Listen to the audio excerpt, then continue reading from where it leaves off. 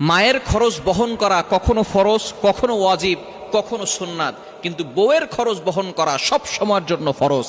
এই বউ যিনি, যাকে আপনি বিয়ে করে নিয়ে আসছেন, তিনি আপনার দায়িত্বে। আপনার মায়ের হাজবেন্ড রয়েছে, আপনার মা আছে, আপনার বাবা আছে, সুতরাং আপনার মায়ের দায়িত্ব আপনার বাবার। সুতরাং আপনার জন্য প্রেক্ষাপট অনুযায়ী আপনার জন্য কখনো ফরজ হবে খেদমত করা, দায়িত্ব পালন করা ফরজ হবে, কখনো ওয়াজিব হবে, কখনো সুন্নাত হবে, কিন্তু বউয়ের দায়িত্ব পালন করা সব সময় আপনার জন্য ফরজ। কিন্তু দুঃখজনক হলেও সত্য, অনেক পুরুষ সেই বউয়ের সাথে পুরুষের মতো ব্যবহার করে, সেই বউয়ের সাথে ভালো ব্যবহার করে না। মায়ের কথায় বউকে সকালবেলা 3বার তালাক দেয়, বিকালবেলা 3বার তালাক দেয়, আবার সেই বউর সাথে রাত কাটায়। সুতরাং এই জন্যই বর্তমান বিভিন্ন সংসারগুলোতে হারাম সন্তান পয়দা হচ্ছে। এজন্য আমাদেরকে সতর্ক থাকতে হবে।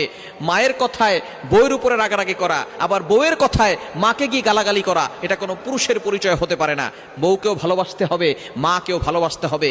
মা হচ্ছে শ্রদ্ধার জায়গা।